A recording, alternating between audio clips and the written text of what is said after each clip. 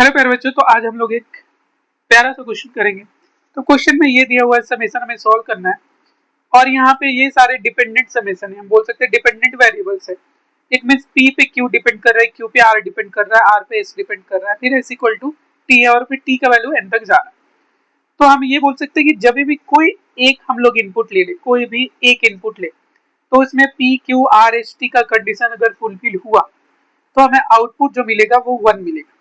It mean कोई एक condition के लिए अगर हम फॉलो करें तो आंसर 1 मिलेगा। तो एक और दूसरा कंडीशन ले, इन सबको हम लोग फुलफिल करवाए तो आंसर फिर से 1 मिलेगा।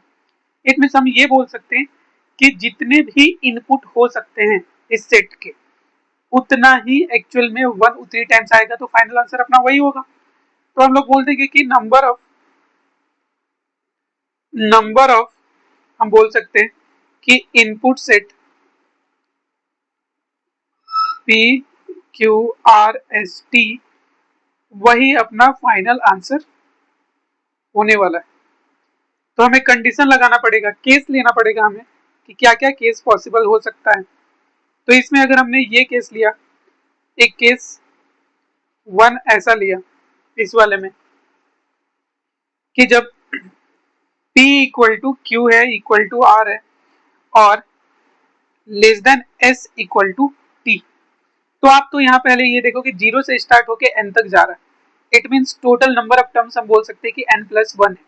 तो n+1 में से आप देखो कि ये तीनों एक जैसे हो गए और ये दो एक जैसे हो गए, तो इसका तो आंसर जो होता, इसके नंबर ऑफ इनपुट जो होते वो n+1 C2 होते, मतलब n+1 में से कोई भी दो ले लिए।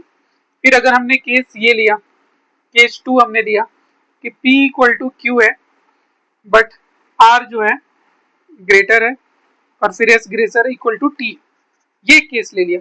तो इसमें देखो ये एक इनपुट हो गया और ये एक इनपुट हुआ और ये इनपुट हुआ, तो इस बार इनपुट जो होगा n+1 C3 होगा।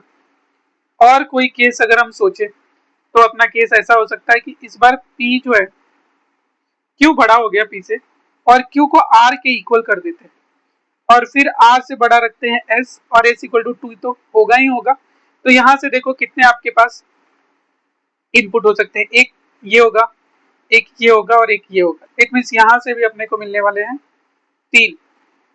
फिर और कोई केस देखते हैं, तो इसमें क्या लेते हैं, इसमें सपोजेट P से ग्रेटर Q कर लिया और फिर R भी ग्रेटर कर लिया, S को भी ग्रेटर कर लिया, बट T तो इक्वल ही है। इट मीन्स इसमें कितने पैरामीटर है, एक ये है, एक ये है, एक ये है और एक ये है, मतलब 4 डिफरेंट टाइप्स ऑफ इनपुट हो सकता है। तो n+1 C4 हो जाएगा।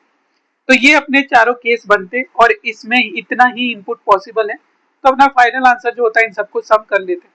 और ये देखो यहाँ पे हम फॉर्मूला लगा देंगे, ऐसा कुछ फॉर्मूला होता है कि NCR+1, तो ये n+1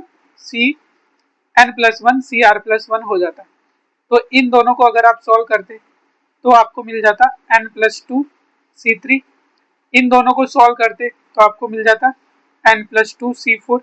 फिर यहाँ पे देखो ये दोनों अपर इंडेक्स सेम हो गया और ये कंजिक्यूटिव है, तो यहाँ से सॉल्व करते तो हमें मिल जाता n+3 C4। तो ये अपना आंसर हो गया। Thank you.